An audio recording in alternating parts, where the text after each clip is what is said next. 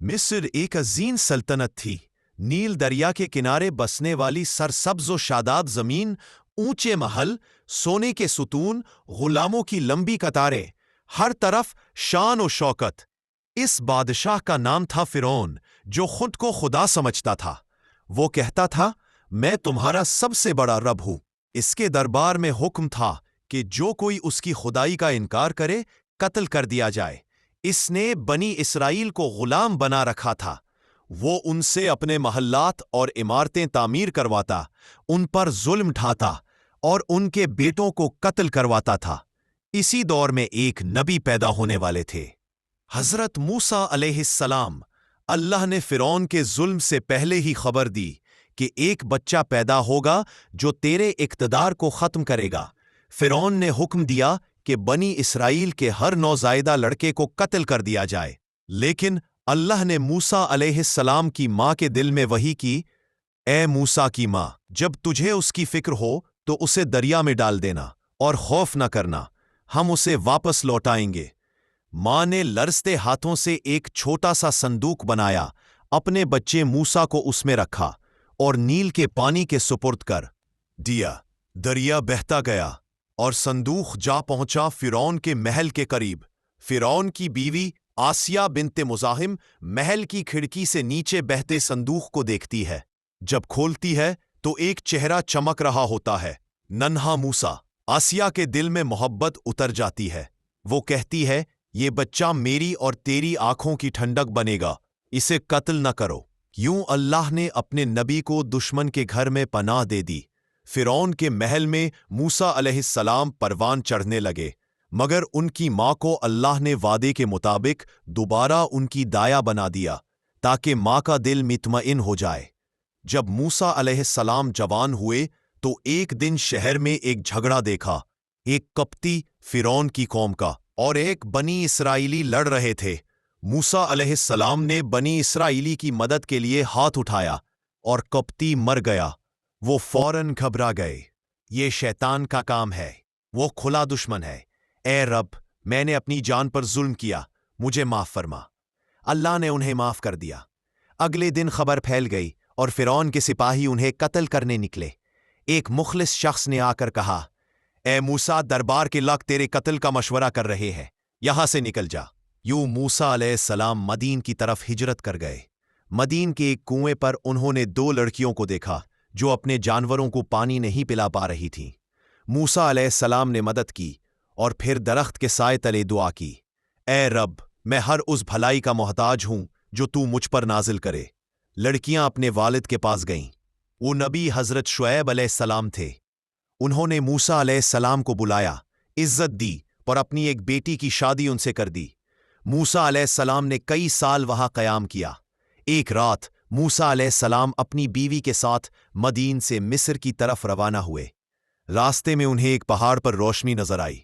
वह तौर सीना था। वो आग लेने गए, मगर वहां अल्लाह ताला ने उनसे कलाम फरमाया, ए मूसा, मैं तेरा रब हूं, अपनी जूतियां उतार, तू पाक वादी तवा में है। अल्लाह ने फरमाया, जा फिरौन के पास जा, इसने सरकशी की है। मूसा अलैहिस्सलाम ने अर्ज किया, ए रब, मेरे सीने को कुशादा कर, मेरी जबान की गिरे खोल ताकि वो मेरी बात समझ सकें। अल्लाह ने उनके भाई हारून अलैहिस्सलाम को उनका मददगार बनाया। मूसा अलैहिस्सलाम फिरौन के दरबार में पहुंचे। फिरौन ने तंजिया अंदाज में कहा, क्या तू वही नहीं जिसे हमने पाला? मूसा अलैहिस्सलाम ने जवाब दिया, हाँ, मगर तूने बनी इसराइल के बेटों को कत्ल किया। फिर मूसा अलैहिस्सलाम ने अपना असा जमीन पर डाला, वो अजदहा बन गया। उनका हाथ निकाला, चमकने लगा, मगर फिरौन ने उसे जादू करार दिया। उसने मुल्क के तमाम जादूगरों को बुला लिया। मैदान में हजारों लोग जमा थे। जादूगरों ने अपने रस्से फेंके, वो सांप नजर आने लगे। मूसा अलैहिस्सलाम ने अपना असा फेंका, वो सब निकल गया। जादूगर फौरन सजदे में गिर गए।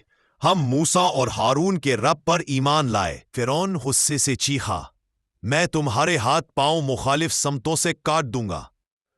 मगर वो डटे रहे, हमें अपने रब की तरफ लौटना है। फिरौन ने इनकार पर डटा रहा। अल्लाह ने मिस्र पर मुख्तलिफ अजाब नाजिल किए, तूफान, टिड्डियां, जूई, मेंढक, खून, मगर वो तौबा ना करते। ہر بار وعدہ کرتا اور عذاب ہٹتے ہی دوبارہ ظلم کرتا۔ آخر کار اللہ نے حکم دیا کہ موسیٰ علیہ السلام بنی اسرائیل کو لے کر راتوں رات مصر سے نکل جائے۔ صبح فرعون کو خبر ملی، وہ اپنی فوج کے ساتھ پیچھا کرنے لگا۔ جب موسیٰ علیہ السلام اپنی قوم کے ساتھ سمندر کنارے پہنچے تو لوگوں نے کہا، اب ہم پکڑے گئے۔ موسیٰ علیہ السلام بولے، ہرگز نہیں، میرا رب میرے ساتھ ہے، وہ ضرور راستہ نکالے گا۔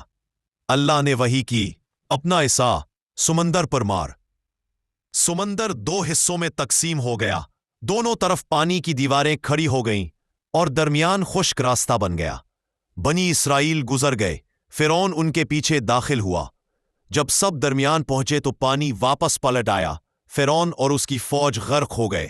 جب پانی نے اسے ڈھانپ لیا تو فرعون چلایا، میں ایمان لاتا ہوں اس خدا پر جس پر بنی اسرائیل ایمان لائے۔ اللہ نے فرمایا، اب جبکہ تو پہلے نافرمانوں میں سے تھا، آج ہم تیرے جسم کو بچا لیں گے تاکہ تو آئندہ والوں کے لیے نشانی بن جائے۔ آج بھی فرعون کی لاش مصر کے عجائب خانے میں محفوظ ہے، اللہ کی نشانی کے طور پر۔ بنی اسرائیل کو نجات کے بعد اللہ نے وعدہ کیا کہ موسیٰ علیہ السلام کو کتاب تورات عطا کرے گا۔ موسیٰ علیہ السلام طور پر گئے، 40 دن روزے رکھے اور اللہ سے کلام کیا۔ اللہ نے انہیں تورات دی، ہدایت اور روشنی کی کتاب، مگر واپسی پر انہوں نے دیکھا کہ ان کی قوم بچھڑے کی پوجا کرنے لگی ہے۔ موسیٰ علیہ السلام غصے میں آ گئے، مگر بعد میں ان کے لیے دعا کی۔ اللہ نے انہیں معاف کیا، مگر واضح فرمایا کہ شرک سب سے بڑا گناہ ہے۔